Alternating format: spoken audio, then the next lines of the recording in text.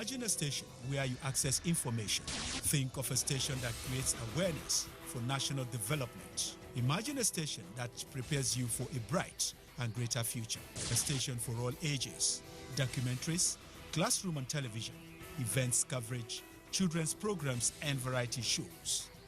Always stay tuned to NTA Knowledge on the Star Times platform, channel 359. For partnership, sponsorship and advert placements, contact us on NTA Knowledge.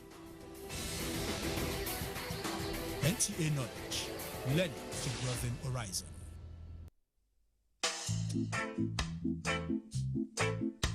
Music of my childhood was completely British and American.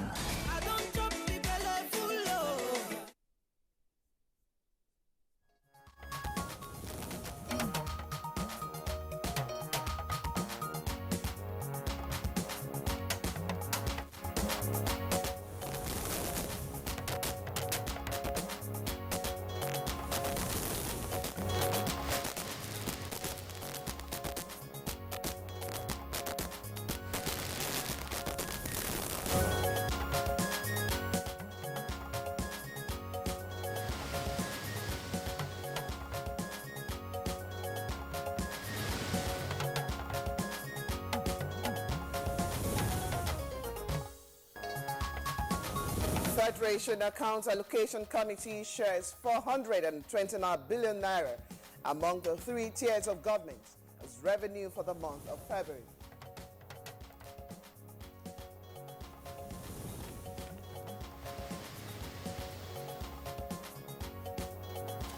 President Buhari receives more service chiefs in furtherance of his strategic engagements with critical stakeholders on national security.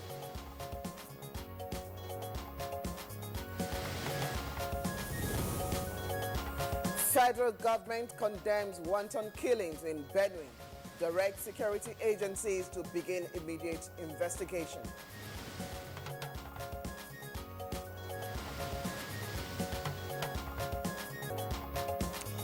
And on Good Morning Nigeria today, our focus is on World Water Day. Matters arising.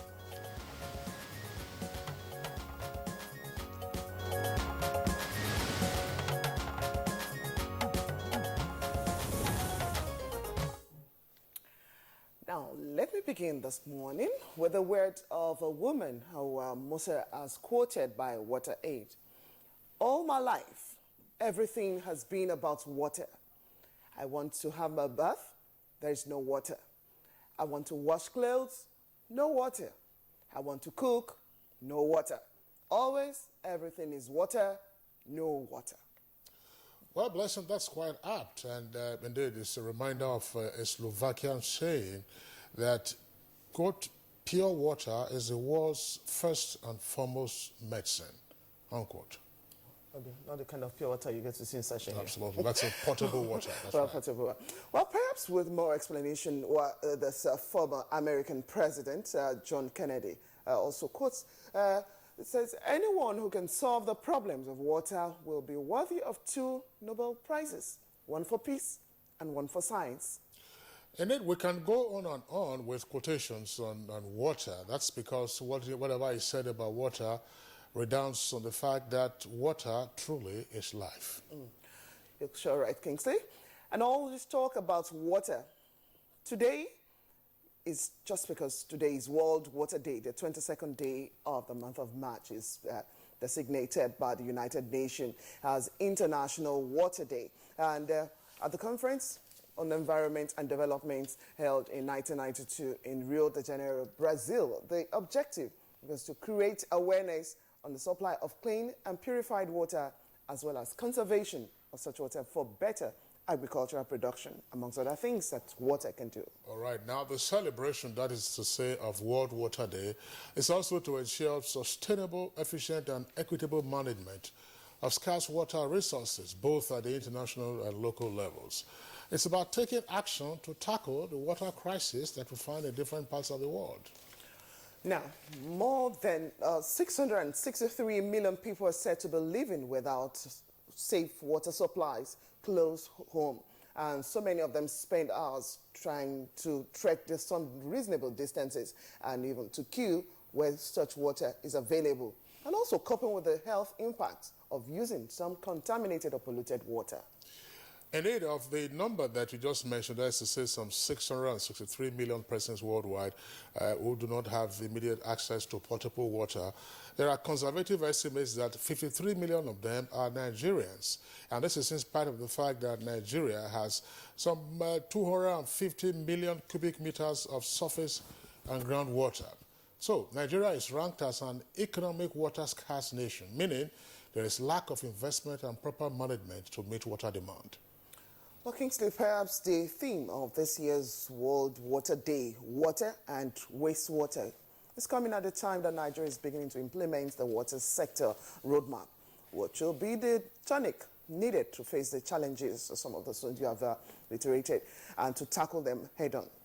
Indeed, the implementation of Goal 6 of the Sustainable Development Goals, that is SDG, which deals with access to safe drinking water and basic sanitation, can change the narrative about the water situation in Nigeria. Well, indeed it should, but when will these begin to manifest? And what are the impediments to making water available across the country? And why has it been difficult to do so? The roles of the three tiers of government in achieving water access to all Nigerians, despite being a concurrent list issue. How can the private sector come in? All this will be answered as we discuss World Water Day, Matters Arising. On Good Morning Nigeria for today. This is coming to you live on the Nigerian Television Authority, NTA. We welcome you. My name is Blessing Abu. And I'm Kingsley Osadolo. I join my colleague Blessing, also welcoming you to this edition of the program. By the way, as an indication of the water crisis that the country faces, there's virtually no household in urban Nigeria that doesn't have its own private water supply, namely a borehole. And unfortunately, when we were growing up, that wasn't the situation. I mean, you had access to public water supply, you had a public mix. I'm sure that if you were to go around most Nigerian cities, virtually all of them, including the Federal Capital Territory, with the exception perhaps of Phase 1, you have no access to public water supply. Exactly. Everyone has to sink his or her own borehole, and then you maintain your own borehole, and then there are all kinds of issues. That's right, all kinds of issues. In rural areas, of course, the situation is more dire. That's why we are focusing again on the water crisis in the country. That's the same situation elsewhere in the world, but using the prompt of the World Water Day to draw attention once again to what is required to be done. Once again, Kingsley Osadolo here, joining Blessing to welcome you to this edition of the program, reaching you as always live on the network service of Africa's largest television network. Now, in the course of the program, we shall review the headlines of the papers, take a look also at business stories, sports and others. Let's go quickly now to the newsroom, and here is Joseph Johnson with the news. Hi, Joe. Hello, Kingsley. Thanks for joining us on the news desk at this time. 429 billion was distributed by the three tiers of government as revenue accrued to the Federation account in the month of February.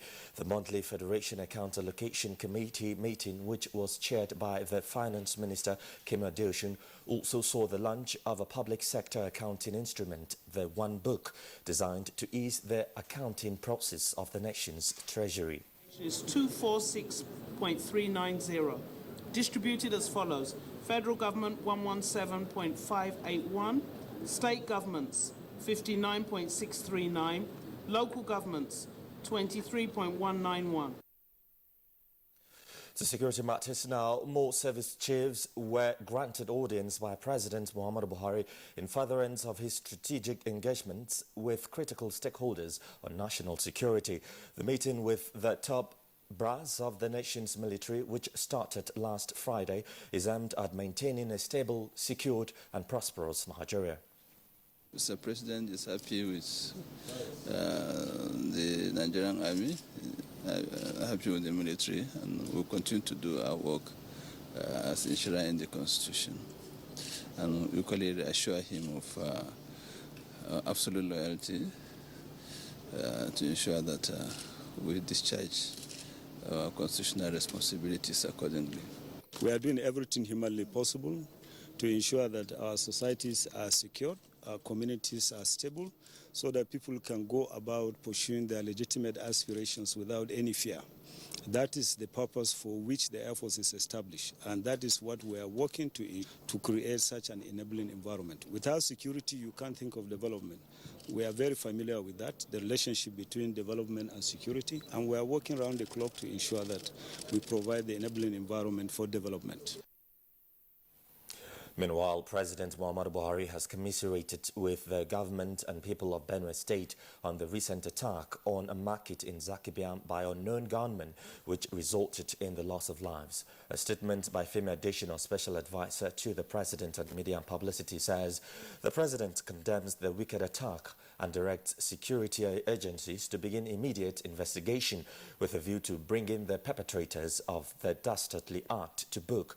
President Buhari, while sympathizing with those who lost loved ones, also praised that Almighty God will comfort the grieving families and grant the souls of the victims eternal rest. The President also condemns the wanton killings in other parts of the country and challenges security and law enforcement agencies to rise to the occasion and end the stain on the image of the country. He enjoins all citizens to learn to live together in peace and brotherhood and not allow little misunderstandings to degenerate into heartless acts capable of straining the bonds of nationhood. In sustaining the success recorded against Boko Haram insurgents, the Nigerian Army is enhancing map reading skills of its personnel for tactical movement and maneuver. This came to the fore at the Guards Brigade First Quarter Inter-Unit Map Reading Competition held in Abuja.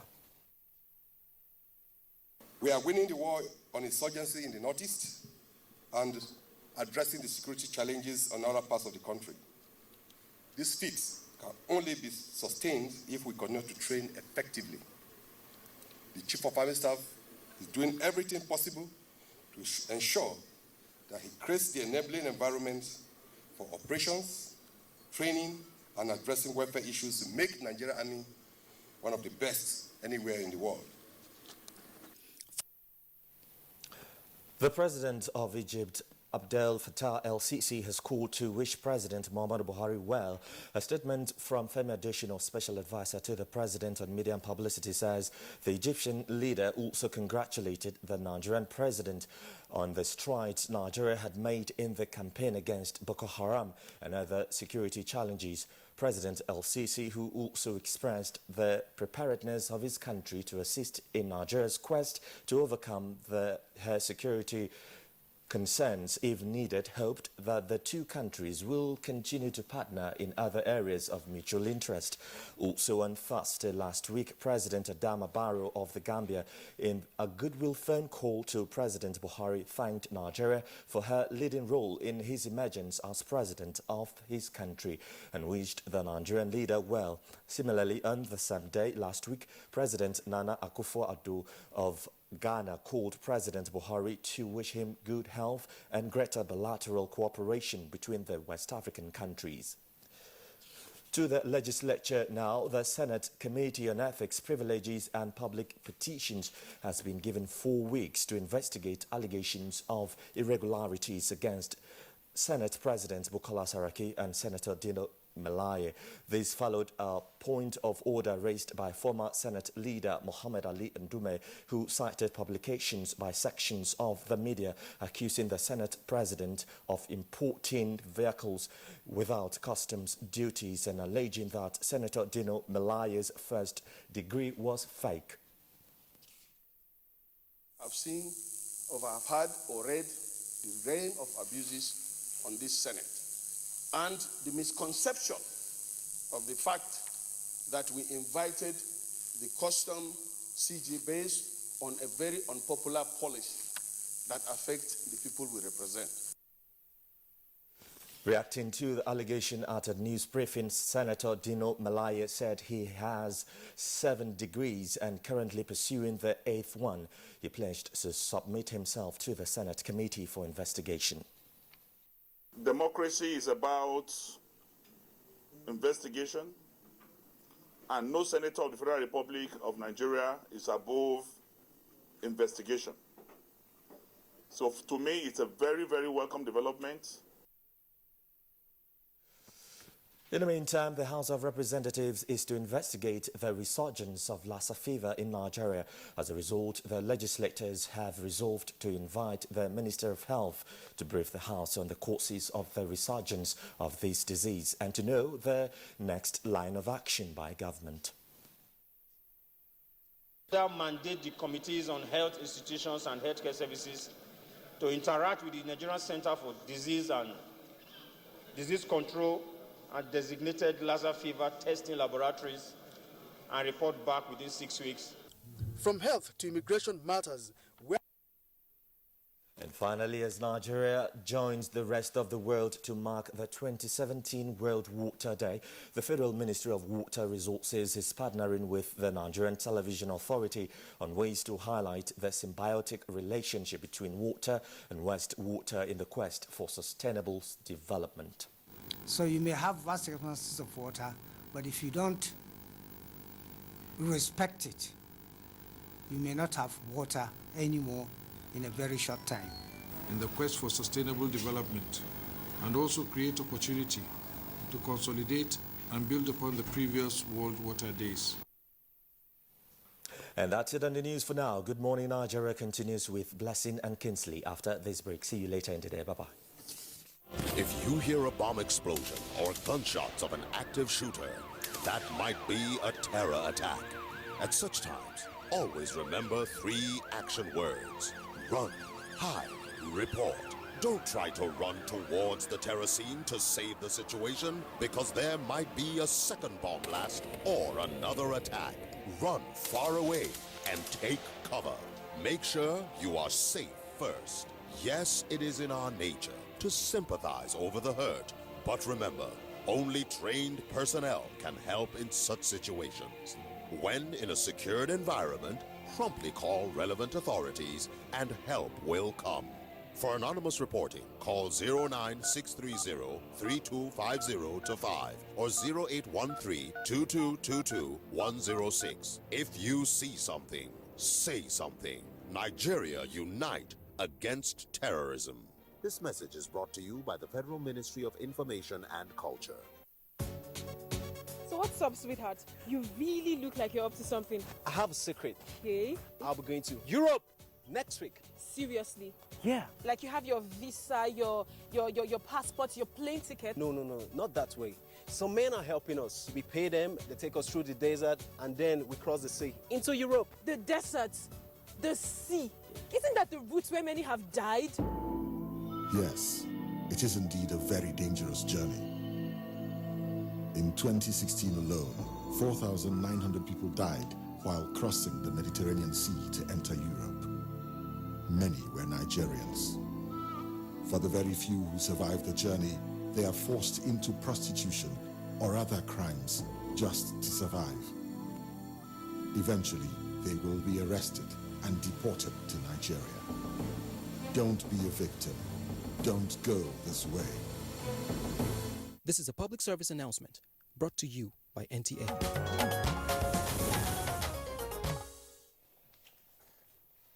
You're watching Good Morning Nigeria. For the business report this morning, we have the news that equities market holds 5-day uptrend as the Monetary Policy Committee maintains status quo. Let's find out more details with Joy Uzo. The Naira has so far advanced by 0.6% in the last 2 weeks following dollar interventions on the official market by the Central Bank of Nigeria.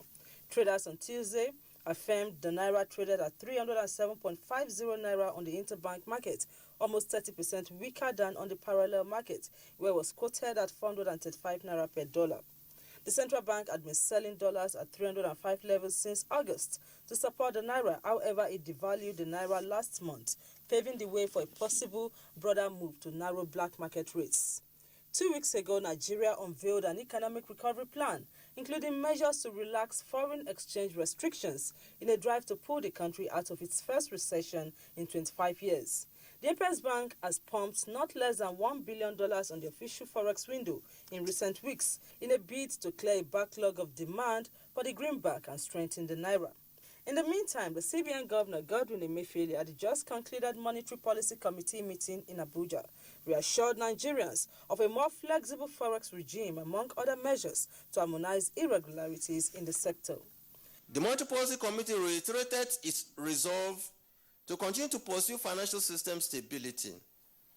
To this end, the committee enjoined management of the bank to work with the deposit money banks to promptly address the rise in NPLs, declining asset quality, credit concentration, and high foreign exchange exposures.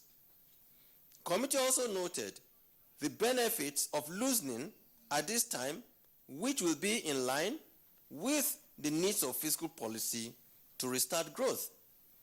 Equities market closed Tuesday on a negative note as the NSE All-Share Index depreciated by 0.44% to close at 25,558.57 basis points, as against 0.07% appreciation recorded previously.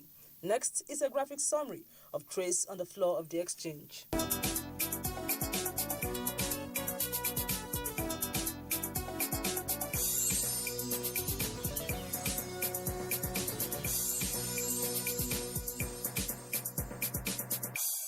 Nigeria's maritime industry asset is presently valued at about $200 billion, that is about 61 trillion naira. Disclosing this at the monthly meeting of the Port Facility Security Officers (PFSO) Forum of the Lagos Maritime Security Zone, Secretary of the Port Facility Security Officers, Mr. Ignatius Uche, also disclosed that about $2 billion has been generated from the 3% freight levy accruable to Nigerian Maritime Administration and Safety Agency, NIMASA. Uche disclosed that the assets include investment in ports development, ships, and onshore, offshore oil terminals and other assets. The PFSO scribe said that with about 165 port facilities across the country under NIMASA, the need for a national maritime security policy cannot be overemphasized. With Business News, I am Joy Uzo. Yes, many thanks, Joy Uzo. Up next on Good Morning Nigeria today is the newspaper review.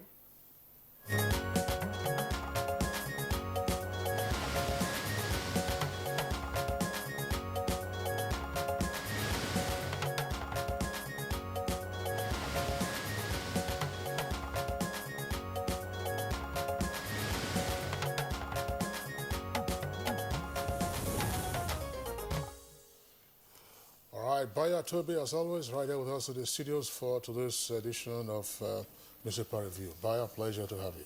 Thank you, Kinsley. Good morning. Good morning, Blessing. Good morning, Baya. Good morning, Nigeria. All right, let's begin with a story that is common to most of the front pages, if not all the front pages of the 5 papers that we are reviewing this morning. Let's take a look at the front page of New Telegraph. The lead story of New Telegraph says, Senate probes Saraki and 3 riders. Senate probes Saraki over alleged fake documents of 298 million naira armored SUV. And another one, I'm innocent, says Senate President. And Melaye under investigation for certificate scandal. The story can be found in greater detail on page 2. Now, that's also the lead story for the Daily Sun newspaper. Daily Sun says, trouble in Senate. And 2 riders. Ndume faces suspension. Ndume, of course, is a senator and a former majority leader. Saraki, Melaye under investigation over imported SUV and certificate. Details of the story can be found on page 6. Now, other headlines on the front page of the Sun. Just an earpiece there beside the nameplate. Xenophobia, that's the kicker. Again, 5 Nigerians attacked in South Africa. That's on page 9 in greater detail. And then just below the photograph there on the front page, you have Zaki Biam. Buhari orders probe as death toll rises to 52. Details on pages 4 and 9. Ali at Aso Rock to shun Senate. Ali is referring to Hamid Ali, who's Controller General of Customs. And AGF writes senators as lawyer goes to court. That's on page 8. And on page 41, Dangote, Adenuga, and Alakija drop in Forbes billionaire rating. That's not to say that they're no longer billionaires, by the way, but Dangote, Adenuga, and Alakija drop in Forbes billionaire rating. That's on page 41. And journalists and others escaped death in Governor Autumn's convoy accident. That's on page 5. Listen. Okay, Kingsley, I'll quickly take off from the point of issues with the Senate. For the Daily Trust, it has it captured this way. Why Customs CG, as Controller General, won't appear before Senate. All the details we find right there and continues on page 5. For the Nigerian pilot, it's taken in this manner, just below nameplate. You have Senate move to, okay, there are 2 stories from the Senate there. Senate moves to outlaw tribal marks in Nigeria. That story is on page 4. And page 6 is the issue looking at the G certificate scandals. Lawmakers probe Saraki Melai. You find that on page 6, like I indicated. Okay, Bayo, let's let you come in here before we look at other stories. Quickly, the Senate seems to be the center of the news today, and there are 2 critical issues. First, the Controller General of Customs was due to appear in uniform before the distinguished senators today. However, a lawyer, Mohammed Ibrahim, has filed a suit before a federal high court in Abuja, and he's wanting the status quo to be maintained. He says he wants the court to determine whether it is within the powers of the Senate to dictate to the Controller General of Customs, appointed by the President under Section 5 and Section 171 of the Constitution, how he should conduct himself. The CGS says, Controller General of Customs says, upon receiving that letter, he sought advice from the Attorney General of the Federation, and Attorney General also confirmed that he is in receipt of such a letter, and he has accordingly briefed the Senate. The Attorney General has also written to the Senate to notify the Senate about that. The CGS said, I don't want to talk so that I won't be in contempt of court. Meanwhile, there is a National Association of Government-Approved Freight Forwarders called NAGAF. They have threatened to sue the embattled CGS if he dares to wear uniform. They say that the CGS is not a commissioned officer, hence he can't assume the character of an officer of the service. Their leader, one Boniface Amene Bonham, says that Section 10 of the Excise Management Act says the character of a proper custom officer shall include, but not limited to, uniform, service number, identity card, and also training to be commissioned as an officer. And the CGS never had any of such. Meanwhile, there are reports of present public service efficiency, a bill that is proposed by the Senate about what is called public service efficiency. They say the Senate is concerned that politicians are being appointed to head agencies and parastatals ahead of career officers. The Senate is concerned, and this bill is intended to stem the practice described as a disservice to career officers who have labored to decades to build institutions, but they cannot rise to head it. Meanwhile, the Senate leader, spokesperson Aliu Sabi Abdullahi, says that the court has no power to stop the Senate from performing its constitutional duties. All right, Bayo, and blessing as always happens in Nigeria, whenever there's a matter of public interest, you find all kinds of busybodies, Yes. Who decide to take out action, making their own postulations, and then, of course, you have a rush of views. But let's see how matters go. But I think the proper construction is not that the Comptroller General is shunning the Senate. It is that the matter is already in court.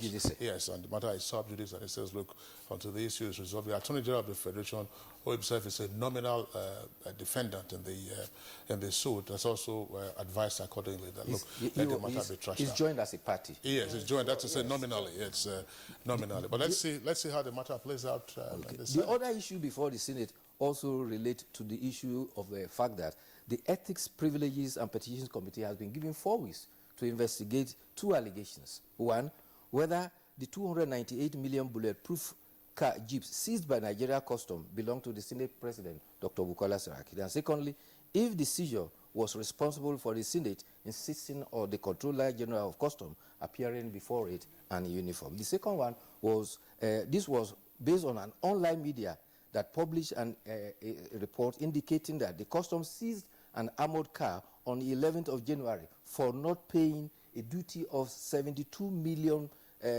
naira import duty. The Custom is said to have insisted, in spite of a letter on the letter-headed paper of the National Assembly seeking to avoid the duty. The other one is allegations that Senator Dino Melaye possessed a fake certificate. The motion has been referred to the Senate Committee on Ethics, Privileges and Public Petitions. Both Dr. Bukola Saraki and Senator Dino Melaye have denied the allegation. Meanwhile, the Sun also reported that Senator Ali Ndume is under fire. This is because there are moves now to suspend, according to the report, the immediate past Senate leader Ali Ndume. There is an allegation that he has been parading himself in what they describe as unparliamentary utterances. And the senators who are against Ali Ndume are so many, and the arrowhead is said to be Senator Dino Melaye. Ali Ndume says that he protested the rejection of the acting chairman of EFCC, Magu, and secondly, the Senate president was wrong to have accepted the letter, not signed by the Director General of DSS, but accepted to read a letter, refused to read a letter signed by acting Assistant Controller General of the COMSOM. So this becomes a double standard. All right, Bayo, well, that's interesting. I mean, as we said, we have all kinds of stories about the National Assembly, in particular the Senate, probe investigation. Today is the 22nd day of March, and there is no word yet on the Appropriation Act for 2017. Well, they were assured that they'll get it passed before this month ends. This month is ending in 9 days' time. Well, that was the assurance given the last time the Senate president spoke about that. Well, all right, in 9 days, so much can happen. Well, let's see. But so much happens, and then what kind of document do you get in the end? Okay, that will be probed as well. All right, New Telegraph, above the nameplate of New Telegraph. CBN optimistic of rate convergence and retains interest rate at 14%. With 3 riders, foreign reserves hit $31 billion. Emefiele, that's CBN governor, will close forex gap. And Senate summons CBN governor. That's another probe or investigation. Find out the details on page 3. Now, below the nameplate, you have a window of headlines there. Governor's son held for student's death. That's on page 8. That's, of course, that happened in Nasarawa. And court admits ex-NNPC GMD to 300 million naira bail. Why I planted bomb in church. That's according to a pastor. Details of the story can be found on page 9, and this took place in Benin City, by the way. And then suicide. Doctor was a recluse, say classmate and neighbors. That's the Dr. Orwell Orji, who jumped into the Lagos Lagoon on Sunday. Details of that story can be found on page 8. Now, below the photograph on the front page of New Telegraph, we have the second lead story. It says, crisis looms in varsities over salary cut. ASU to federal government, you are caught in trouble. And lastly, from the New Telegraph, pregnancy supplements to boost baby IQ are ineffective. That's on page 5. Yes, all right, so to the business stories you took about the Central Bank of Nigeria. That is the one leading for the Nigerian pilots. Let's take a look at that. Emefiele assures on constant foreign exchange intervention. With 2 riders, explains new collaboration with fiscal authorities as MPC retains MPR at 14%. You find the details on page 40. And there you have the photograph of the Central Bank of the Governor of the Central Bank, Mr. Godwin Emefiele, Deputy Governor, Economic Policy, Dr. Sarah Lade, and Deputy Governor, Corporate Services, Alhaji Suleiman Barrow, during the Monetary Policy Committee meeting in Abuja yesterday. To other stories, the story about the doctor who jumped into the lagoon, we have why Dr. Orwell Orji took his life. This is coming from his colleague. You find more details on page 4. Page 6, alleged corruption, EFCC protecting Oshomole. Oshomole, of course, is the former governor of Edo State. Headship of federal government agencies. Senate moves to stop political appointees. Still on page 5, you find another story. Nigeria to be hub of maritime in Africa soon. And another story on page 5 from Kogi State. Deputy Speaker resigns. New officers emerge. And quickly now to the Daily Trust. There was a story from one of Kingsley's papers about the former Group Managing Director of the NNPC, Andrew Yakubu. There's a photograph here of the former NNPC Group Managing Director, Andrew Yakubu, appears for his trial at the Federal High Court in Abuja yesterday, where he was granted a bail of 300 million naira. Okay, just beside the photograph, you have the story, $9.8 million fund. Courts go, okay, that's the same story now.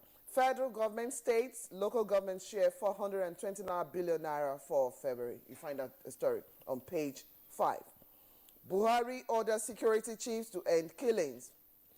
Story is trended on page 3, and to page 4, this health report. Meningitis kills 16 in Niger State. Sheriff as PDP presidential candidate suicidal. This is coming from the Ahmed Bakarfi faction. Yes, the president has condemned in strong terms wanton killing, destruction of lives and property across the country.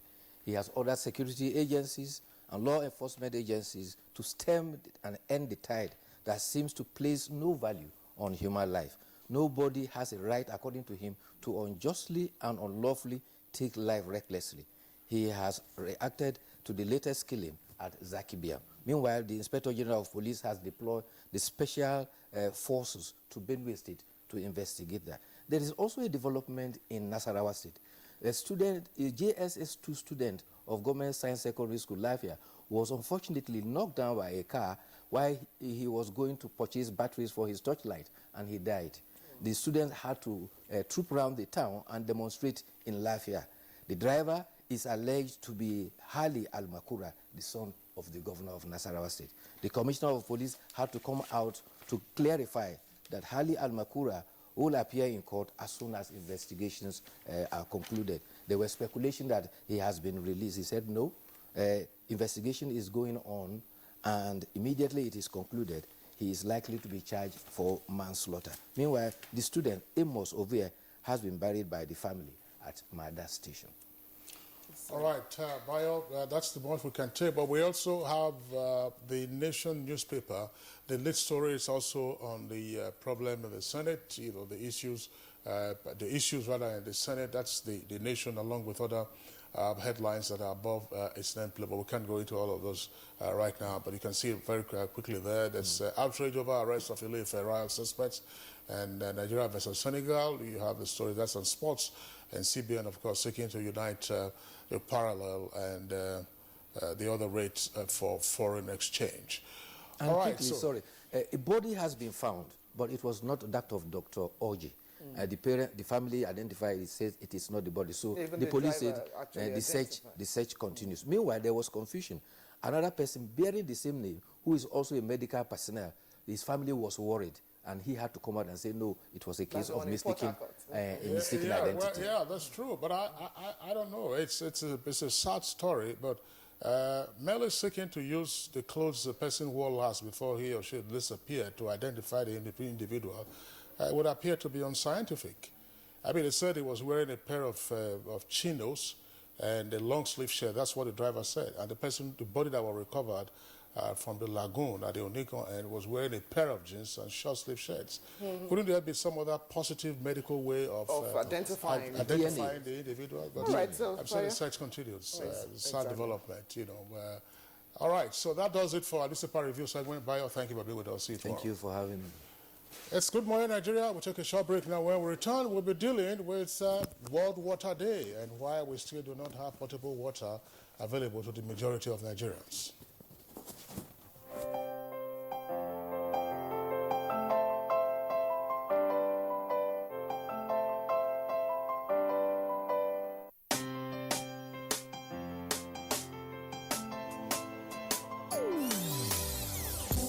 Hear the call of change.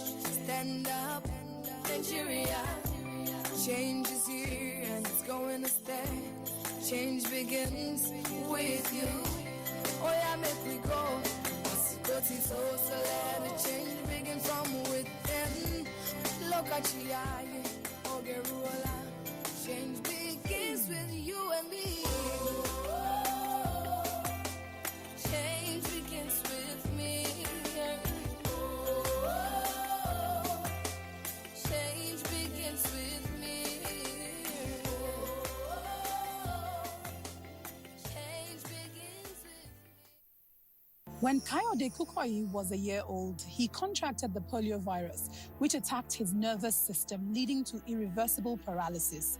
Now a grown man, husband and father of 3, he's struggling to make ends meet as a keke napep driver. Every day, I risk my life for my family so that they can live better. My life is worth 2,000 naira a day.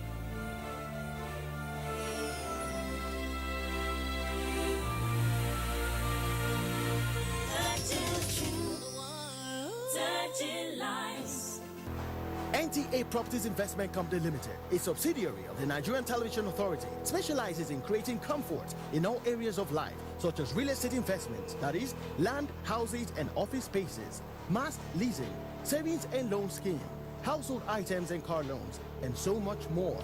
Other information and entertainment services include Property in Style, a TV program that airs on the network service of the NTA, and also Property Connect, a nationwide magazine. Our priority is to bridge poverty gaps and sustain quality welfare of our clients. Partner with us and watch us help you grow. Pay us a visit today at the NTA headquarters permanent site, Area 11 Garki, Abuja, or our Lagos office at number 15 Awolowo Road, Ikoyi, Lagos. For more information, visit our website on www.ntaproperties.com.ng, or you can email us on ntapic2000@yahoo.com. Call us on 080-2316-3474 or 080-6939-5185 or 070-3189-0555. NTA Properties Investment Company Limited, the much needed help at your doorstep. You're watching Good Morning Nigeria, showing live on the network service of the Nigerian Television Authority. Yes, to the main lyrics you could have heard about water. I'm sure one of them that keep resounding out of water everywhere, but not a single drop to drink. And also say, water, you know, get enemy. Well, there are some enmity issues as regards getting access to water.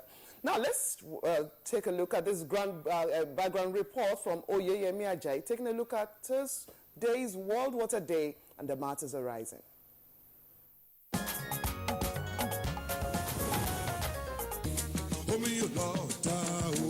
Water is one of the basic social amenities in the world. As they say, water is life. It may not be wrong to say that man's life is tied to water due to the importance of water in his day-to-day activities of life, such as cooking, bathing, washing, drinking, and even for natural healing. That explains the strive by all to ensure its availability and accessibility. Goal 6 of the United Nations Sustainable Development Goals talks on access to safe drinking water and basic sanitation, which are core to sustainable development. To further sensitize the world on the importance of water, the United Nations commenced the commemoration of the World Water Day since 1993. The day provides the platform to further press home the essentials of access to water and water resources management. This year, the theme is water and wastewater. We have open gutters, and so you see a lot of wastewater there. It's a breeding ground for mosquitoes and so on. So we need to come together, states, local governments, and the federal government, to be able to harness, that, so that we have a clear way of dealing with our wastewater in such a way that it has no adverse effect on the environment. The 2017 theme suggests why wastewater, when it still remains a wish for a large number of people in the world to have access to potable water. In Nigeria alone, the survey of the Ministry of Water Resources showed that more than 52.7 million Nigerians are without access to drinking water. This has continued to be a source of concern to all, especially those in the rural areas. Inasmuch as Nigeria has abundant water resources, experts say the need for improved access to water and management of the resources remain paramount. The newly developed Nigeria Water Resources Roadmap captures all these concerns and has immediate and long-term plans to address them. But then, what efforts are being put in place to ensure equitable distribution of water to both the rural and urban communities? What are the basic roles of the federal, state, and local governments? Does the private sector have any role to play to ensure access to potable water? These are some of the questions guests on Good Morning Nigeria will be discussing shortly.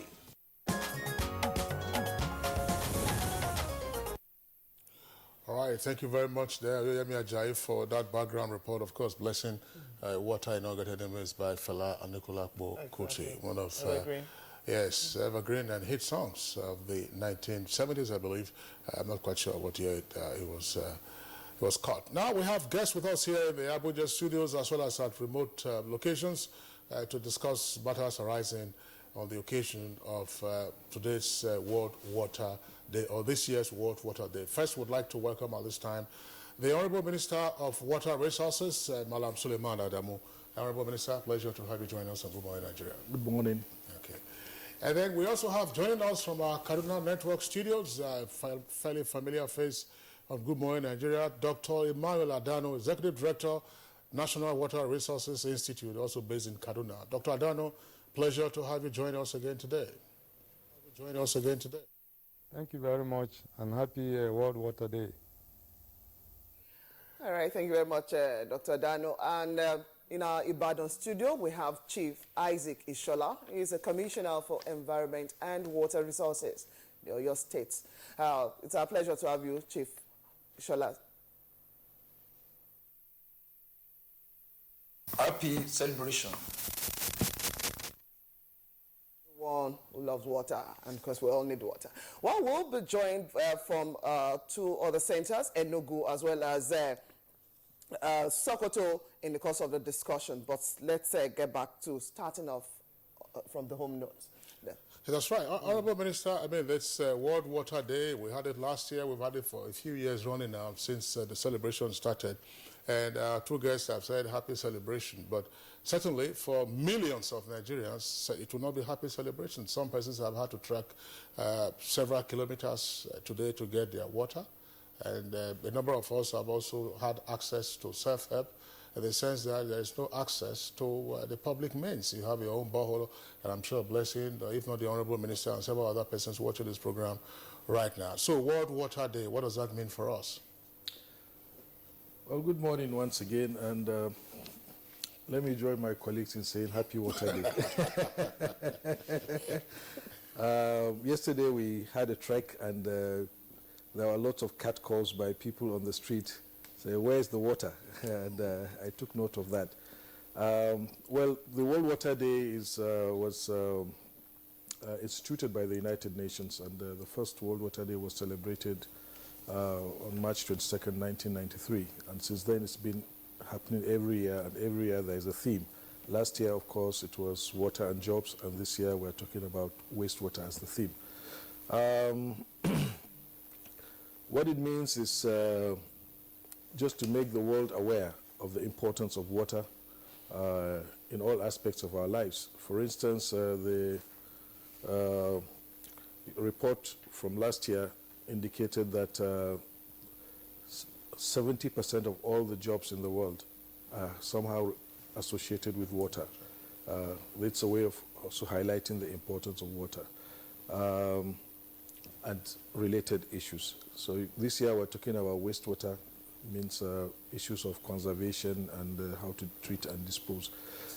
So that's what it's all about, is to create awareness of the importance of water and the need for the world to understand that water is, in fact, although in many places it rains, there's a lot of flooding, but it should be understood also there are areas that don't even see a drop of it, and water is a very, very scarce commodity in the global environment. So that's the whole essence. Well, Honorable Minister, fine, thanks. I mean, when you say wastewater as a theme, it presupposes obviously that there has to be first activity to generate the wastewater. And then conserving the wastewater means that you now have it back, recycled back, for utilization, either for drinking, agricultural, or manufacturing purposes. And from what you have indicated, if there were catcalls as you were having your road show yesterday, it means that for us Nigerians, our concern still has to be, yes, after wastewater, what next? It should be before wastewater. Well, to be honest, like other aspects of our development, the water sector is heavily stressed in this country. Let me say that Nigeria is not a water scarce country as such. We are grouped in what is called economically scarce water countries. And what that means is that we have sufficient water per capita. If you take all the rainfall in the country and the water that comes from transboundary courses like rivers Niger and Benue, to some extent Lake Chad, and some small rivers around our boundaries, there is more than sufficient water per capita for individuals in this country. But what is the problem is that the water doesn't reach everybody. Some due to terrain issues, but most especially due to lack of adequate investment in the water sector to move around to redistribute the water resource. But of course there are areas that no matter what you do, the water is just not available, like a lot of our Sahelian communities. So what is important is a massive investment to ensure that areas that have scarcity of water are able to be serviced. And it's a huge problem.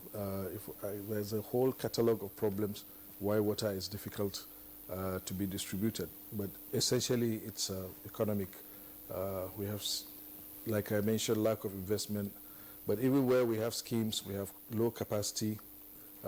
So most of the water schemes, like the urban schemes, the major water works, are run by government agencies. And you know what that means. There is no efficiency. They do not collect revenue appropriately, so there is no cost recovery. And a major feature also is energy. We have energy crisis in this country for years, if not decades. And you can't run a water treatment plant perpetually on generator unless you are able to recover the costs to pay for the diesel. And so it's proving very difficult. The water facilities are high energy consuming facilities. You need to treat, you need to pump for a long distance, and you need quite a lot of energy to do that. And when that energy is not available all the time, you have a problem. Then of course we have a huge population explosion over the years, and our planning mechanism in this country has been such that we have never really been planning commensurate with the rise of population. We're always chasing after the population. I remember a couple of years ago, the water infrastructure in Abuja was only for about 500,000 people.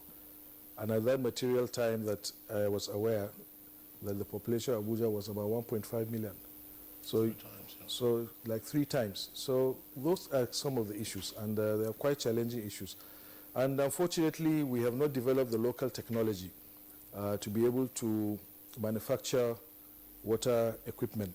We have done a little bit by way of manufacturing PVC pipes, but when you are talking about transmission lines, we're going over distance, you need ductile iron pipes, for instance, or there's a latest technology on fiberglass, which are things that are not manufactured here. So valves and fittings are not manufactured in Nigeria, pumps are not manufactured in Nigeria, and these are very expensive items. So it's very difficult where we have also a crisis of foreign exchange for water agencies to invest money to improve on the water systems around. But that is why we saw the need to get private sector participation in this. Of course, government will still have to do certain things, especially the capital investment up to a point. But at least we want to see a situation where operation and maintenance is taken over by the private sector so that it can be more efficient. Government cannot run away from investing for the next foreseeable future. But we must be able to not only invest, but also to make the water systems efficient. And I don't think agencies can do that now. We have low capacity, like I mentioned, and other issues. So I hope that when we have an enabling law, a water resources law, we have a regulation in place, a regulator in place, the door would have been opened for the private sector to participate by way of maybe treatment, distribution, billing, and so on, so that there can be cost recovery which can be plowed back into the facilities and expanded as time goes on. Well, thank you very much, Honorable Minister. We'll surely come back to continue the line of some of these areas that you have trailed as issues confronting the water ministry and resources, of course. Let's go over now to Kaduna, where we introduce Dr. Emmanuel Adano. He's the Executive Director, National Water Resources Institute. Now, among the vast of issues that the Honorable Minister have itemized, your institute, of course, is doing a lot, or has done a lot in terms of research to Nigeria's water resources. Why are we still having some of these challenges that he has pointed out, despite huge money being plowed into the sector? Yeah, thank you very much. Huge money being plowed into the system. I'm sure the Honorable Minister will want more money to be put in water management. Now, our research here, first of all, is to know the volume of water we have in Nigeria, the behavior, and how we can move them from place to place, as the Honorable Minister has just elucidated. Now, there is another aspect of water research that we're starting now. Since the first master plan, the second one is being done now. Between the first and the second, we've lost about 10 billion cubic meters of water, of groundwater. To what? Where is it gone to? Is it because we are developing so much and we're paving our surface and the water is no more sinking to the ground? It's going as runoff? Or is it because we're over-extracting the groundwater we have, especially in areas that recharges are basically rainfall? That is one aspect we are studying. The second aspect is this. We have springs all over the country. We don't even know the origin of these springs. Are the springs there to at least support groundwater deficiency in future? We want to know the origin of those springs. We want to know the age of the springs. We want to know the travel distance from the origin at least to the point of discharge, and we can also quantify. Those are areas we are going into now. Now, Nigeria has a large volume of surface and groundwater, as the Honorable Minister said, about 375 billion cubic meters of water, 88 billion coming from outside Nigeria. Most of the balance is generated internally. And we have areas in the country that produces water. For instance, the Jos Plateau is responsible for many of our rivers that discharge water within the country. We have the Udi Hill area in the east that provides water for Anambra and Imo. We have the massif in the west there, the Bini Massif we call it, that provides water for Ogun Osun. We have Jos Plateau, we have Kaduna River, we have Gongola, we have Jamare, we have Mada. We have many other rivers that are produced here. Kanu area there, the highlands there, is the one that produces the Kanu River, Rima, and all this. They're all internally generated water. Now, we have to invest on how to harness this water. If we harness them properly in terms of dams, we're going to even have storage under the ground. It will replenish some of the losses we're taking now. Now, if you go to the eastern side of Nigeria, I mean geographic east now, is the Cameroon Mountains. Kwa, Ibo, Cross River, all this, Benue, Taraba, Katsina, and many other rivers are also coming from there. Within Nigeria, we can harness this water and get especially the volume required for our use. Interbasin water transfer is another thing. The Honorable Minister is very passionate about that. Taking water from water-rich environments to water-scarce environments. It will help. The cost is very enormous, but we have to do something to preserve that. Now, the theme of this year's World Water Day is basically wastewater.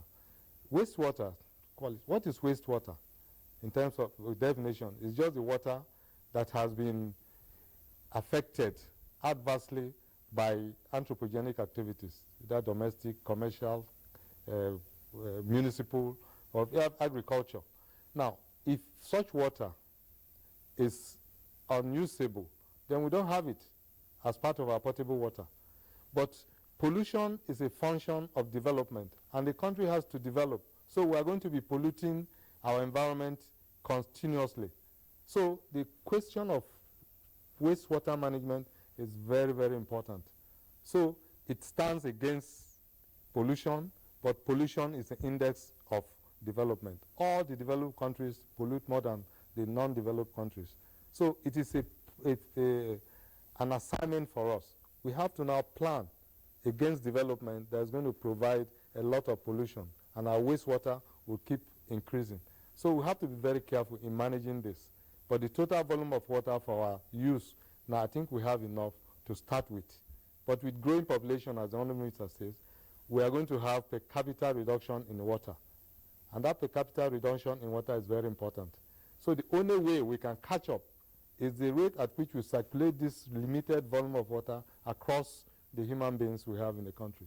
You know, most of our activities, anthropogenic activities, are responsible for most of the inefficiencies we have in our system. Maybe I should just go biblically. When God created water with Adam alone, he didn't create any treatment plant for Adam. But with the continuous pollution caused by human beings, you know, you are now making yourself susceptible to the scarcity of water. Very much, Dr. Emmanuel Adano. We like the fact that it was just Adam trying to take care of the water at that time. And let's see what other means of taking care of the one we have in Nigeria with the population beyond Adam. Now we earlier introduced the Commissioner of Environment and Water Resources in Oyo State, Chief Isaac Ishola. Now, finding means to attaining water, whether sanitary or unsanitary or not, is an everyday battle for most people. Now, what is the Oyo State's experience in making provision of water to its people? Thank you so much. The present government of Oyo State is keenly interested in ensuring that safe, clean and potable water is made available to its citizens. To do this, the government is already, taking the steps. Especially, we have large volume of fresh water resources in Oyo State. And as of now, we have about 40 dams scattered all over the state. All right, sorry there we have some audio challenges with our Ibadan studios where Chief Isaac Ishola, the Honorable Commissioner for Environment and Water Resources, was responding to a question posed by my colleague Blessing. As soon as we clear up that audio snag, we'll return to the Ibadan studios. But let's quickly go back again to Kaduna, where Dr. Emmanuel Adano was speaking earlier and then explaining the significance while he was speaking earlier about the significance of the World Water Day, and namely the theme for this year, that is to say, wastewater. But before I pop that question to him, let's return to the Honorable Minister for Water Resources right here with us in the studios. Honorable Minister, the point you were talking earlier about, the Water Resources Law or Act that is due to come into force, sometime, assuming it hasn't, passed through the crucible. What exactly is the law proposing to do? What are the key highlights of such a law? Well, first of all, it looks at the structure of the water sector and provides responsibilities where they should be. Water is on the concurrent list, and a lot of people even make the mistake when they see the Minister of Water Resources, they think that if there's no water in their tap, it is the responsibility of the Minister of Water Resources, which is not exactly so. The aspect of distribution, treatment and distribution and billing and so on is the responsibility of state water agencies, which are run by the state governments. Our main responsibility, of course, is to provide bulk water through dams and irrigation systems and so on and so forth. Apart from that, the critical issue is that it makes it clear, the law makes it clear that water is an economic commodity and must be paid for. And therefore there are structures where the water will be used, how much should be paid, and so on and so forth. That is one. Number two, it allows for private sector participation and kind of provides the regulatory framework under which that can happen. Because if you notice, when the telecommunication sector is deregulated, the power sector, there is always a regulator. So something like that has to be put in place that will regulate the activities of all the key players in the sector, especially private sector. And that is what the private sector would want. They want to see some guarantees so that when they invest, they know that their investment is protected. So that has been done. Number three, it also allows for wider participation of the states and local governments and the federal government in management of watersheds. The law provides for what we call watershed management committees. So, you know, it's not that only the federal government will be deciding what to do because we are vested with the power of transboundary waters. Transboundary doesn't mean just the national boundaries, but also interstate boundaries, you know. So it allows for wider stakeholder involvement in the management of the watersheds and so on. And then the other one that I like about what I like about this law is that the irrigation aspect of water resources, it provides for the participation of all stakeholders like farmers through what we call water user associations. And they will have a say in the management of irrigation systems around them, and that applies to our river basins, of course.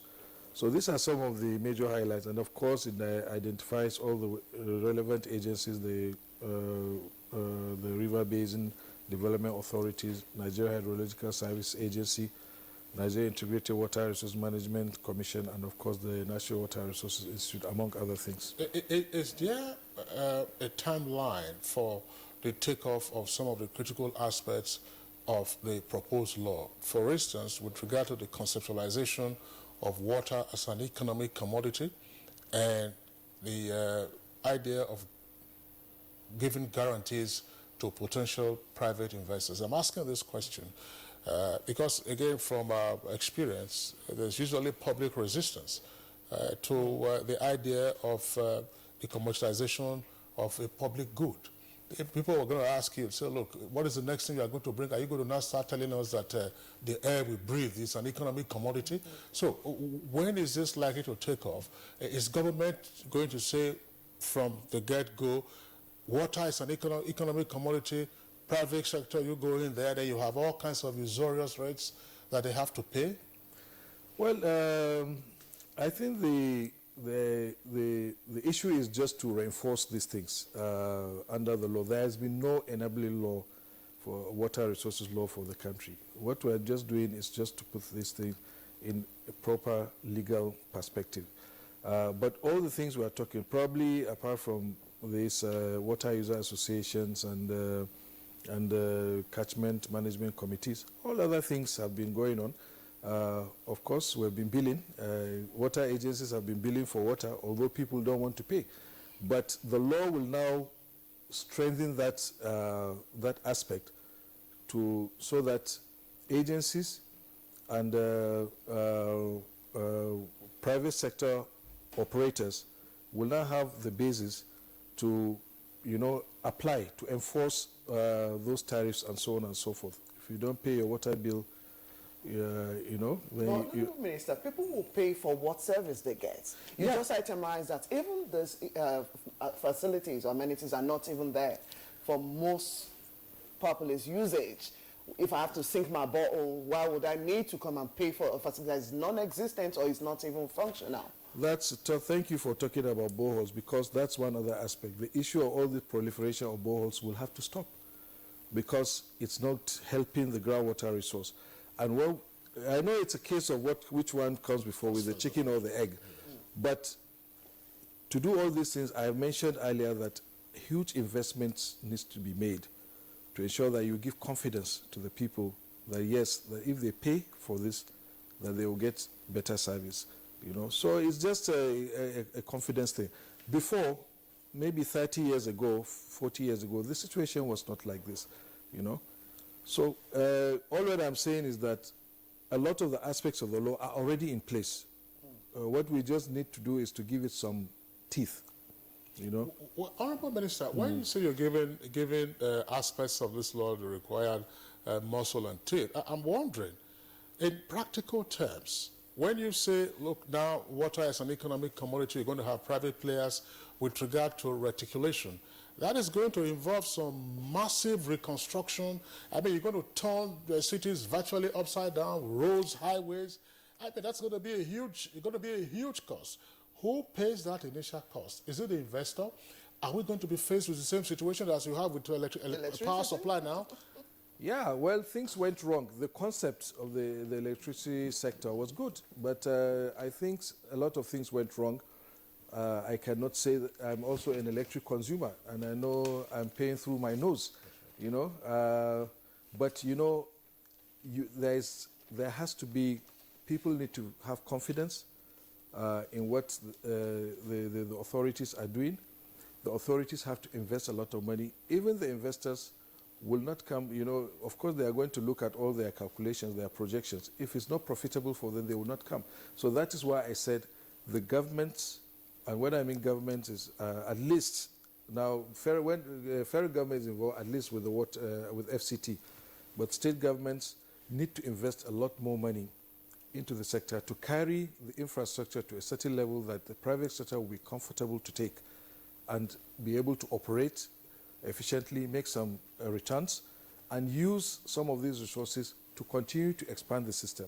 It's going to take a lot of time. We're a developing country, but a lot of investment needs to be made. The investment used to be made, in fairness to our people, to past governments in the 70s up to the early 80s.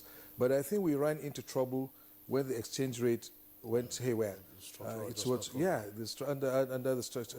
the structural adjustment program, making it very, very difficult for the state to invest so much capital in water and continue to provide social services. That's right. Okay, Honorable Minister, thanks a lot. We understand the snag with the audio to Ibadan has been cleared up. Honorable Commissioner for Environment and Water Resources, or your state, that's Chief Isaac Ishola. The question my colleague posed is still pending with regard to what Oyo is doing to provide water. But I would like you to also take an overall view of the point that the Honorable Minister has indicated. We're having in the pipeline a new water resources law. But how do you respond to the widespread notion that the subnational governments, states and local governments have been woeful failures in providing potable water, to citizens, providing water for agriculture, for commercial or manufacturing purposes? If that has been so, and it is so, how can you make the transition to the new era that we're going to see with the water resources law? Thank you so much. The Honourable Minister has said the truth and the obvious. Problem of water supply in Nigeria has to do with capital investments.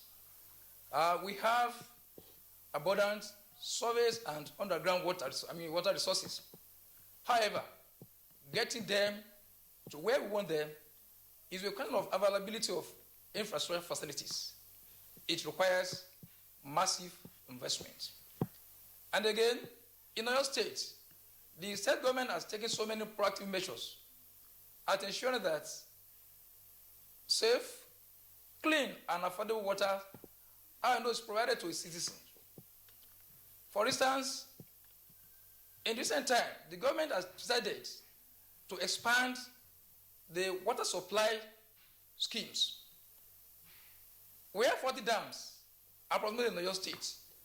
However, about 29 of them have some good water schemes. And these water schemes, some of them have not been working efficiently because of, one, the age of some of the equipment, and again, we are talking about energy to pump the water. We have the Water Corporation of your state that's charged with the responsibility of ensuring that water is made available to our people. But like need to restructure the water corporation to allow for efficiency, of course, and effectiveness. Again, in terms of facilities, infrastructure facilities, I'm talking about your state. Go to Ibadan, for instance, now. It's just sitting in your state. The government has started very much expansive work to ensure that at least water provision facilities are upgraded. We are laying new pipes now to replace the old pipes, some of which have been broken and some are rotting. Not only that, new areas have been connected with pipes. We have 2 large dams in Ibadan alone. But now look at Nigeria, and now we are having additional water supply there, water works there, to ensure that water is made available to our people. Then another problem that we are facing is about ensuring we have a good water supply. Is the treatment of water. Chemical is needed to ensure that we have very safe and clean water. But the current upsurge, in foreign exchange, obviously affected procurement of chemical. But we are not looking at only chemical alone. We are looking at technology. We are looking at carrying out certain research and investigation with view to finding out, can there be a better technology that replace, chemical treatment, at least to some level, in terms of that if we have problem with foreign exchange, we are not adversely affected. Again, we are talking about attitude of our people. Our people here, they believe that government must provide everything. This concept is a big problem. Even when we have the water supply, cost recovery is a major issue that we need to look into. But I will just tell you, I know we can't, the government must provide, If government must provide, then how do we recover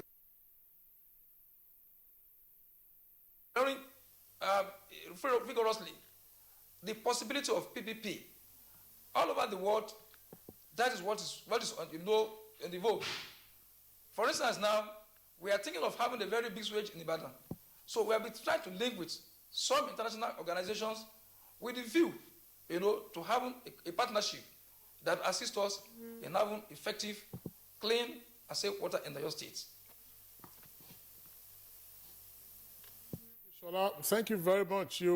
I think it's useful for us to elaborate further on probably what went wrong and how we can possibly get it right. I mean, the vogue these days is to talk about PPP as if that probably would just be the magic one that would sort everything out. Look, some of the commonest complaints you find, even where you have public water supply, if you have the public mains and you have reticulation only up to a point, when there are leakages, nobody comes from the State Water Corporation. I'm not talking about here now, virtually all around the country.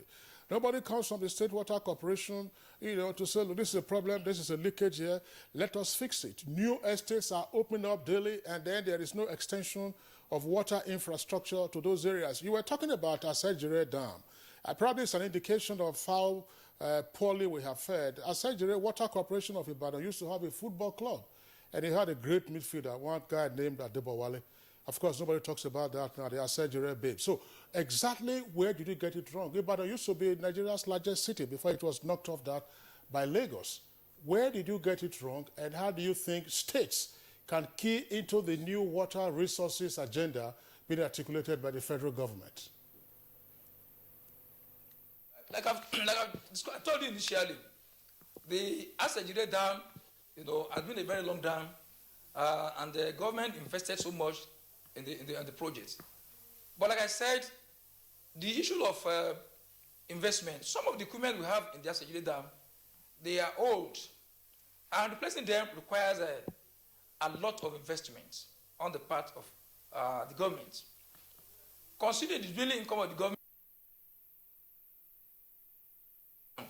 substantial funds to upgrade the Asajire Dam is one factor. The epileptic nature of LSC Nigeria is another major factor. Even when you have functional waterworks and there's no energy, to pump the water, there's another problem. And not only that, we're talking about chemical treatments.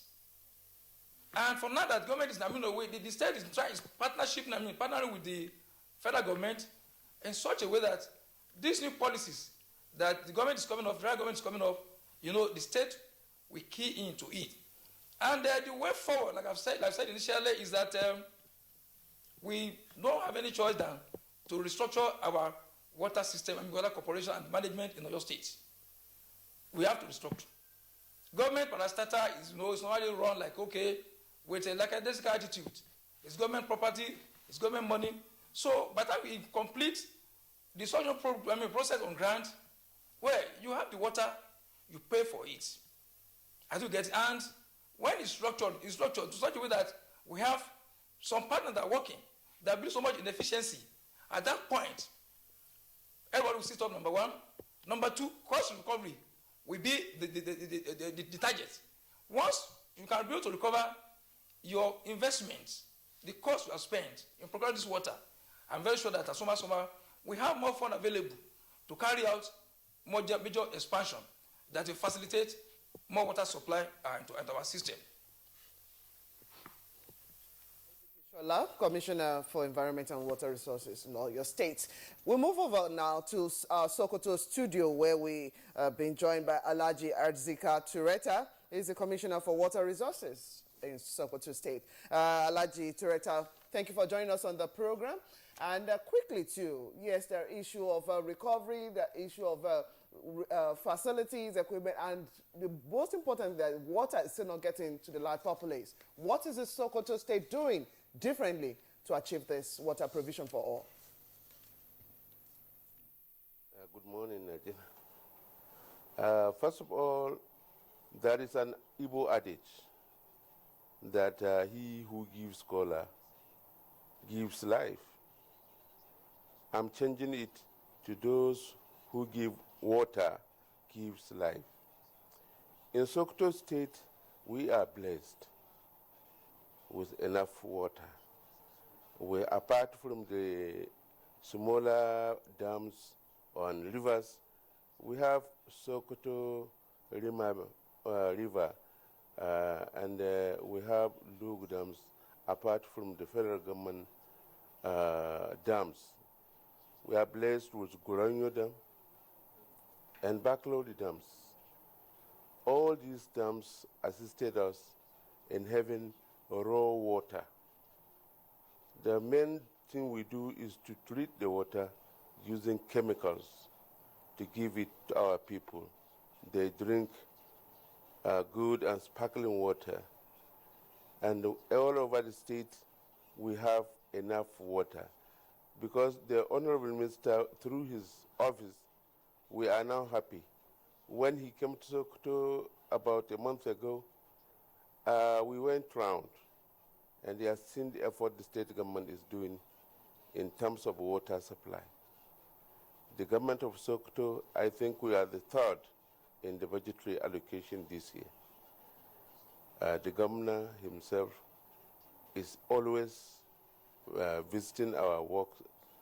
We have projects that are ongoing, and whenever we complete any project, he will be there to find out whether the water is good for drinking. And I'm happy we are doing it. We have 3 departments. We have Uluwasa, we have water resources, and we have water board. All these 3 are working together as a family to make sure that we have enough water in Sokoto State. Raw water will come from Goranyo, and then we treat it, and then we give it to public. We recently engaged a company called Drury to supply us with alum, 360 tons of alums that will be used to clean and purify our water. I'm happy the water is now all over the state. The boreholes, as the Honorable Minister said, we do only boreholes in areas or in villages. A group of 10,000, 20,000 people, they need a borehole. But in cities, we give water treated water from our dams. I'm happy everywhere in Sokoto State we have enough water. Recently, we have a project of 100 million gallons per day, and His Excellency the Governor has approved the reactivation, and reactivation is now completed. Water reaches all the places that are meant for that project. We have another project in Sokoto, 40 million gallons per day. The project is ongoing. It reaches almost 80–90%. Apart from other projects that are ongoing, we have initially 32 million gallons. When you add it up, was 100 million gallons plus 40 million gallons, you have about 70 million gallons. And I'm happy we are going to increase more. The governor himself is always going around to find out places where they have scarcity of water. And we are doing our best to make sure that we do everything right. In terms of Ruwasa project, that is an interesting program in Tangaza. In Tangaza local government, there is a project between Sokoto State government, Ruwasa, and UNICEF. That project is covering 7 local governments. And I'm sure when that project is done, Sokoto will be like London. Those local governments will be fully sanitized.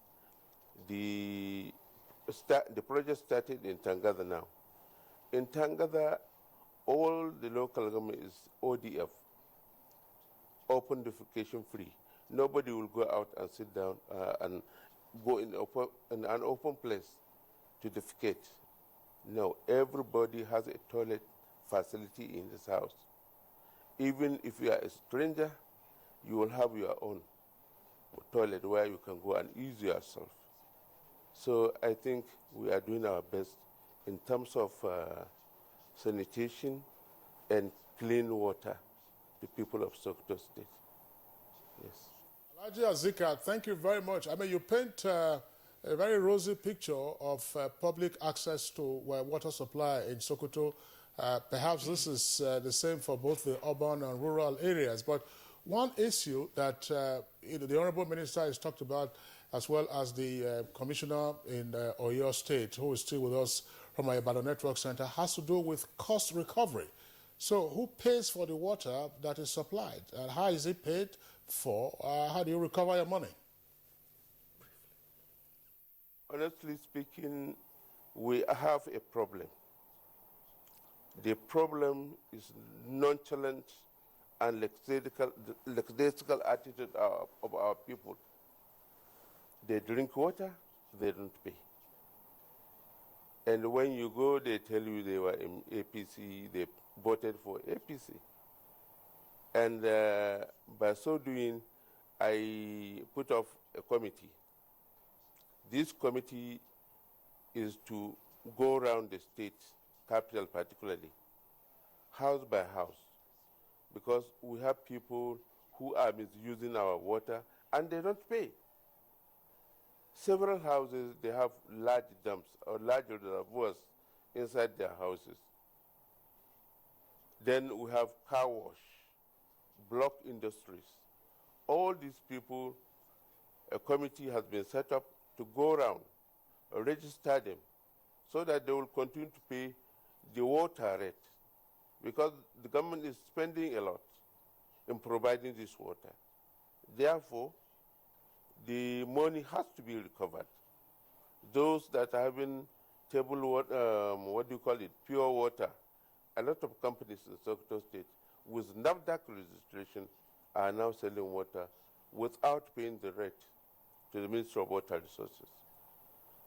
For the government officials, those that are in government, the workers, we deduct the money from the source.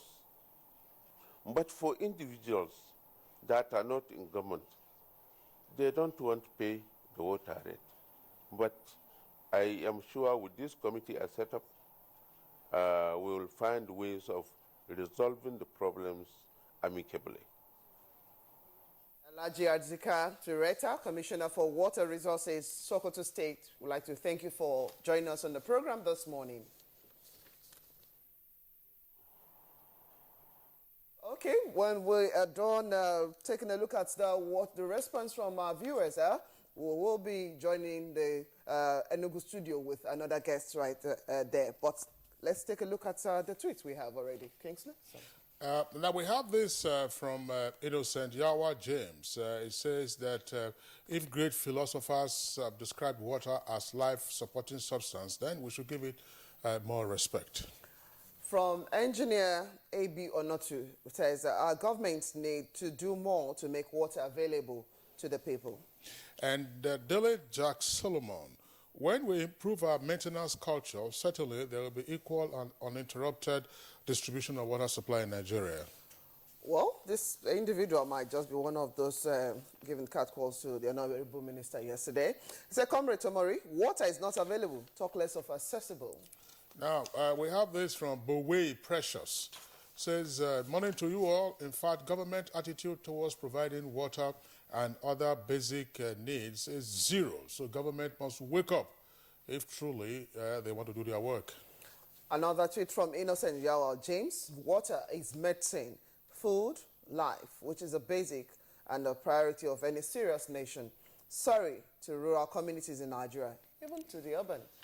Yeah, we have this from Comrade Tomore. It says, seeking self-help with regard to providing drinking water will make people more susceptible to disease.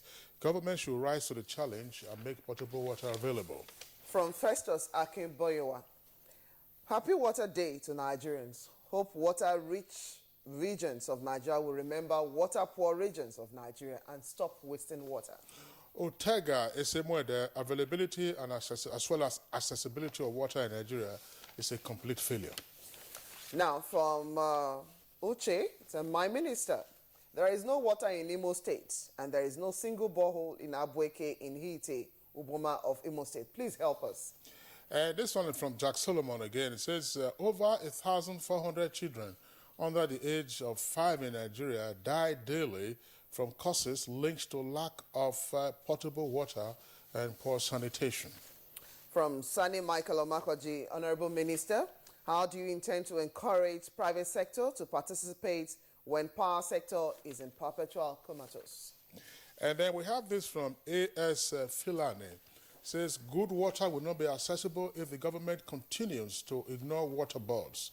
Then there are many states that can't get water from water boards. Festus Akinboyewa tweets again, government should raise awareness about recycling water. Bath water can be recycled to flush toilets, and industries can recycle their wastewater.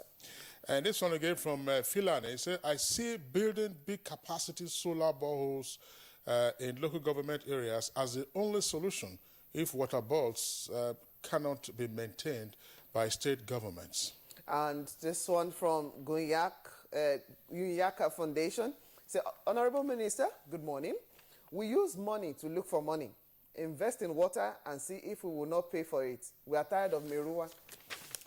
Okay. Merua, of course, are the water vendors you find around. Water vendors, you see them in there. But there's been a transition. In the past, they used to have it slung across their shoulders. Now they have a wheelbarrow that can take some 8 45-liter jerry cans. Let's go over now to our Enugu Network Center, where we have been joined by Engineer Chidiozie Eze, is Managing Director of Enugu State Water Corporation. Engineer Chidiozie Eze, a pleasure to have you join us on Good Morning Nigeria. Morning Nigeria. Okay, Engineer Eze, what has been the experience of Enugu State with regard to potable water? I know that there was a time, you know, the Okunanu Dam was being worked on, but for the most part, Enugu State, if not Enugu Metropolis itself, is starved of water. Enugu State has a Ministry of Water Resources, which is charged with the provision of water in the state. And under the ministry, we have 3 parastatals that are involved in the actual day-to-day provision of this water. Enugu State Water Corporation, of which I'm the managing director, then Enugu State Rural Water and Sanitation Agency, which is in charge for the rural schemes in the state, and then also the small town, which is a new creation which we are having in Enugu. And like the Honorable Minister said, we are working to make sure that the people get water. There are a lot of issues that are involved in water production, but the state government is working assiduously to make sure that the citizens of Enugu enjoy water supply. Trying to make sure that they enjoy this water supply. Two of the states are represented this morning, as in the guests representing the states, both the commissioner in your state, as well as that of Sokoto. I've talked about the issue of charging people over what the people also have said is a basic human provision. And it's a human right for them. Why should they pay for the basic need that should ordinarily be available to them? How are you addressing that issue? I perfectly agree with the Commissioner for Sokoto State. Our slogan here is water is life. And then water is a commercial commodity. Presently, we are charging for water because it takes a lot of money to produce this water. For Enugu Metropolis, our water supply is coming from a distance of over 40 kilometers. Like the Honorable Minister said, it takes a lot to produce this water, and you must have to pay for it. Already in the state, we are working to have a regulatory agency, which the ministry is presently taking care of when we don't have a regulatory agency, to make sure that whatever the three parastatals under the ministry is doing is regulated, and the people enjoy the water supply. So water is a lot to produce, and people must pay for it. What percentage of the population of Enugu State, I know that you also have Nsukka, and then you have 9 Mile, Ngwo, as part of the system, but let's take Enugu Metropolis, for instance. What percentage of the population has access to potable water? And then move on to the rural areas. Do you have proper reticulation? Yes, like with the minister who was expatiated, the investment which has not been there is a major issue. Like Enugu Metropolis is expanding.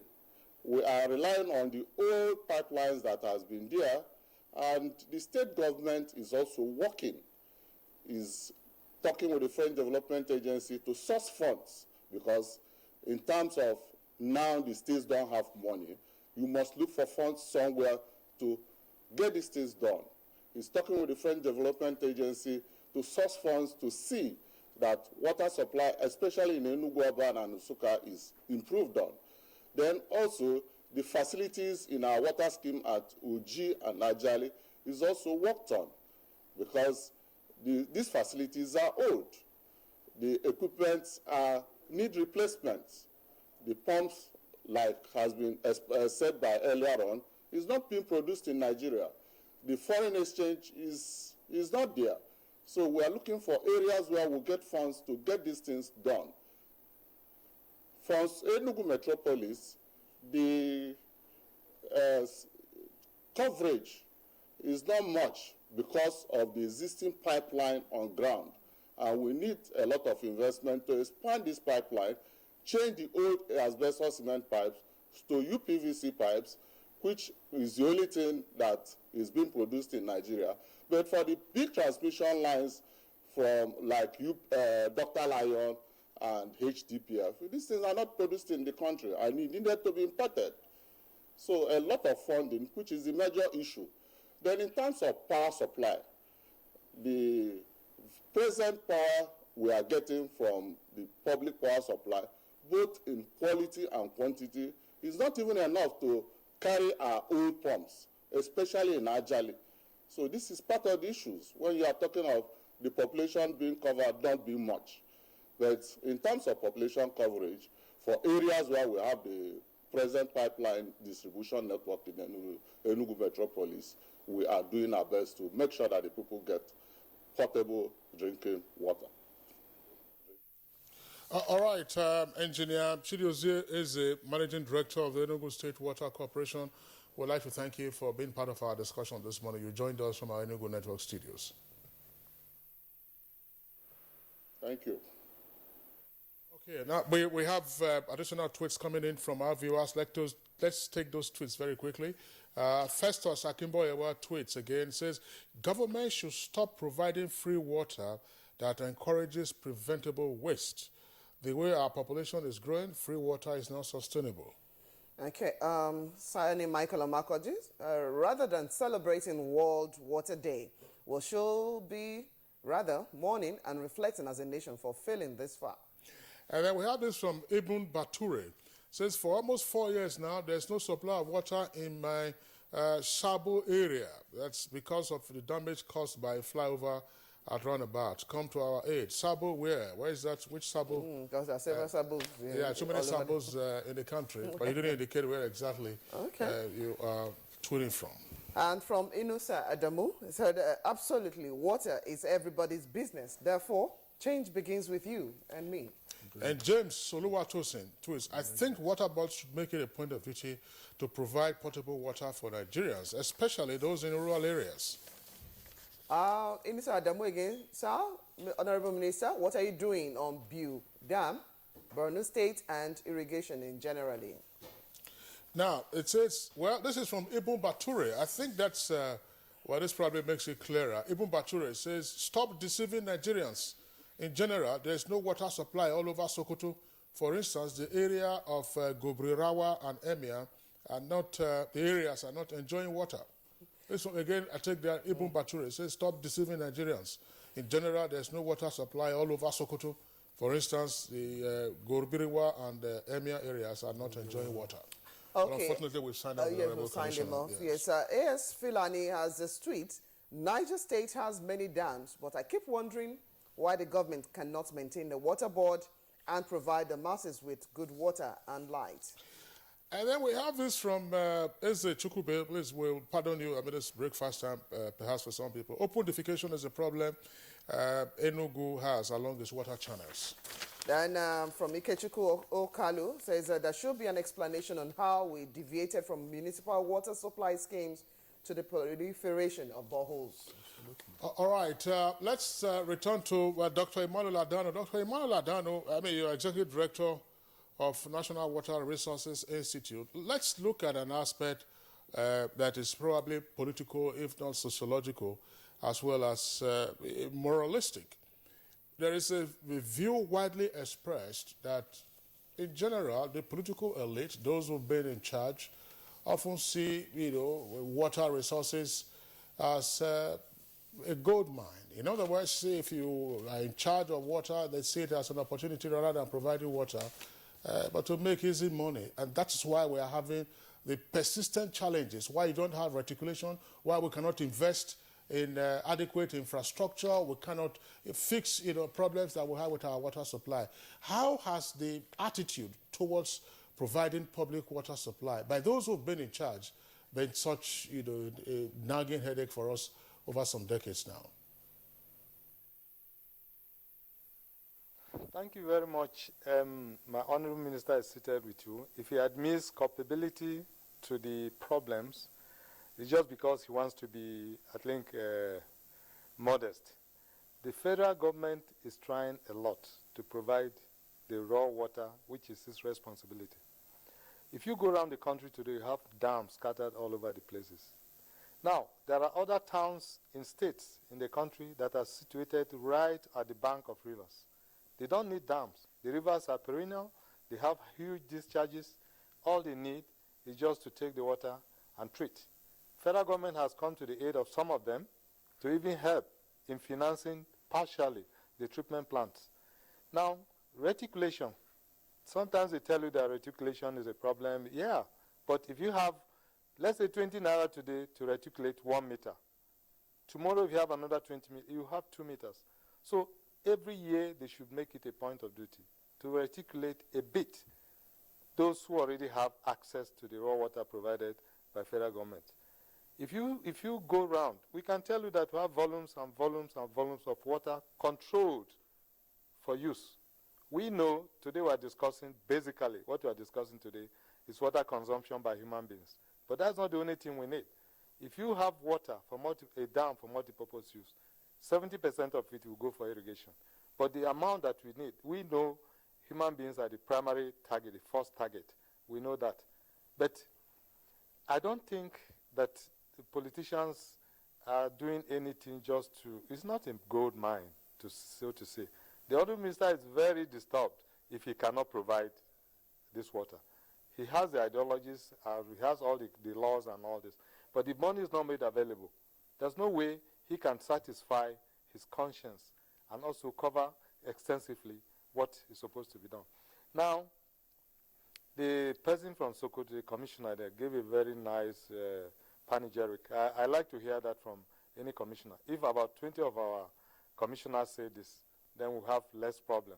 But let me tell you, in 1984, 85, I did a research that took me to Sokoto. I realized that some people take 2 hours to get maybe 50 liters of water. And also, the water consumption, the water requirement per person came down as far as 17 liters per capita, which is grossly inadequate. Because the water consumption then is a function of water collection journey time, which becomes very, very difficult. It takes energy from the people. In fact, the time required is always enormous. So the federal government is trying to make this water available. Now, the state should make sure that the water goes close to these people so that the journey time, collection journey time, is drastically reduced and energy is left for them. Federal government is doing a lot. I don't think there is enough money for just to waste in water. We believe water is free. That's a conscience we have because the rain falls and there's nobody responsible for the rain coming down. So the water should be made available freely. But if you pollute the water, it's no more available. If you pollute the water in your environment, even your river, you will now have to rely on the person who provides water by table water or bottled water, who charges you. You pay for it because the water is no more available. So that's one of the things we should know. It's a commercial commodity, and we have to make it commercial. Believe you me, the federal government is trying to make, there is no money. We have a lot of competing needs for the resources we have. But one advice that we need to give is this. Though we have a lot of competing needs for the resources available, I mean financial resources available, water dam, for instance, can provide a lot of relief for power generation, health-wise, irrigation, and all this. So if you can concentrate on, impounding a lot of water that is being wasted today, and then the state should concentrate. If you take private sector participation, for instance, no private sector would like to come and build a dam for you to impound water and distribute because they are not sure they're going to pay for water. But if you impound the dam, the water in the dam, and ask them to come and you reticulate and ask them to come and manage it, all of them will come over there because they can take the money quickly from it. All right, that's the much that we can take from you, Dr. Emmanuel Adanu, Executive Director of National Water Resources Institute, based in Kaduna, and indeed you joined us from our Kaduna Network studios. Always a delight having you on Good Morning Nigeria. Thank you very much. Okay, and then let's go very quickly now to Ibadan, where Chief Isaac Ishola, that's the Oyo State Commissioner for Environment and Water Resources, the point of a step-by-step approach rather than seeing water as one huge project that, in fact, your budget for 4 years, that's one term, cannot take it step by step.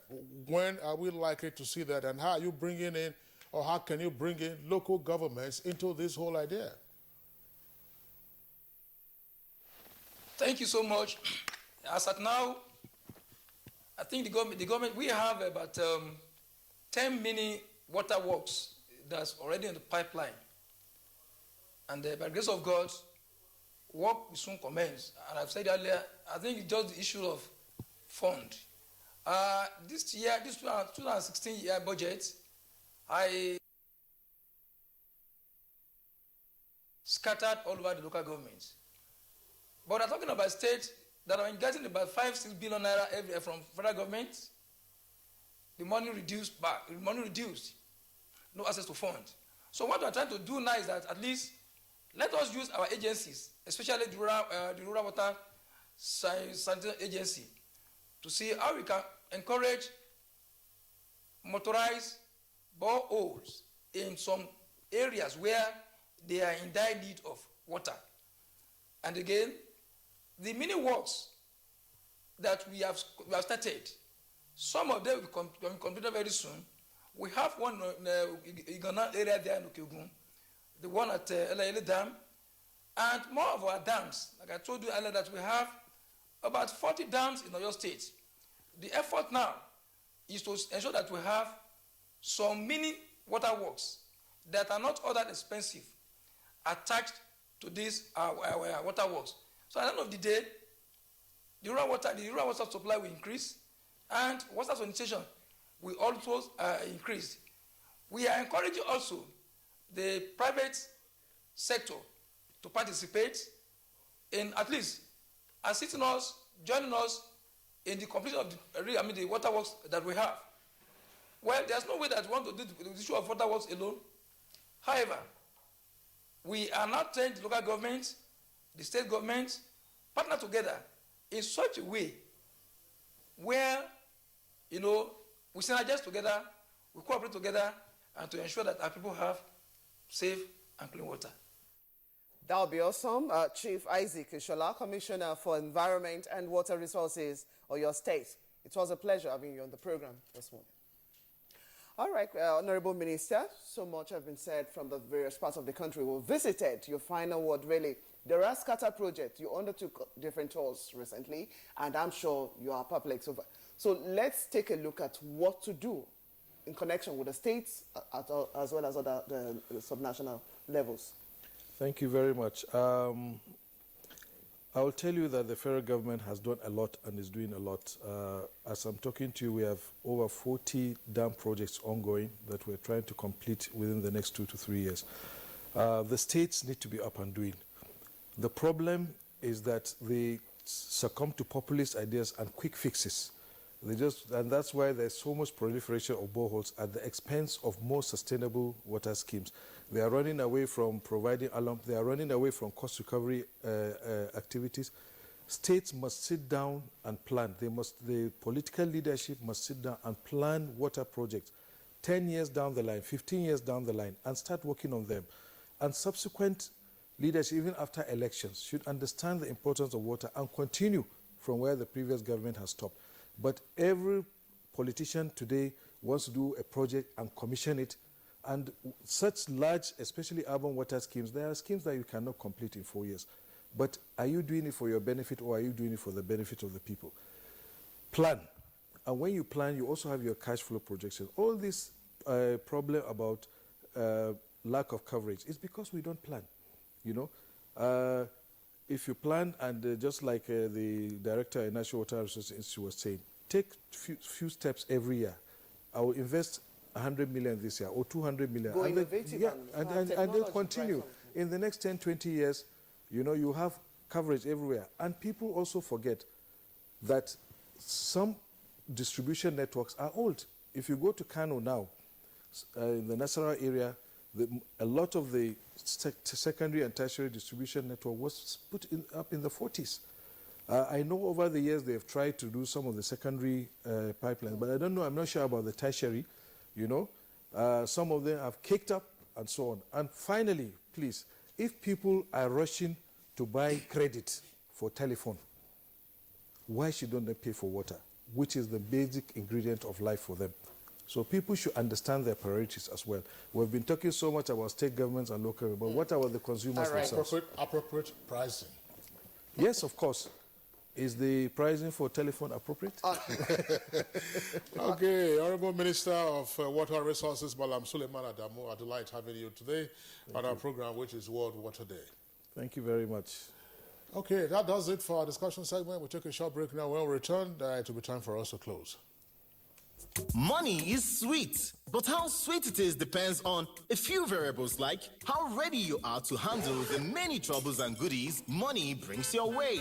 The whole of Enugu will know that show my son has arrived. But most of all, the sweetness of money depends on if it brings you peace or not. Not be the same Lagos where your sister picking there, where you there. I'd like to know your name and have your phone number if you don't mind. Oh, my name is Jumoke. My number 08055. Not you.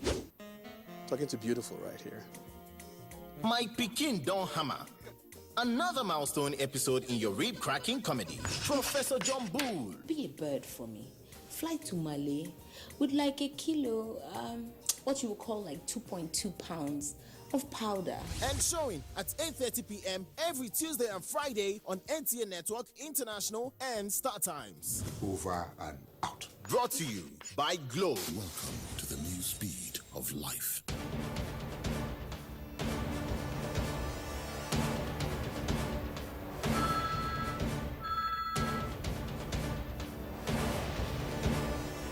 Okay, sir. You may now go in for your interview. Thank you. Ah, my shoe. And to think I just bought this very expensive foreign shoe 2 months ago. So sorry about your shoes. This is why I advise my friends to always patronize made in Nigeria products. See this shoe. It's made in Nigeria and I've had it for 2 years and it's still as good as the day I bought it. Made in Nigeria products are good quality, and stringent government regulations and certification now mean the goods made in Nigeria meet international standards. Make the patriotic choice today. Buy right. Buy Made in Nigeria. This is a public service announcement brought to you by NTA.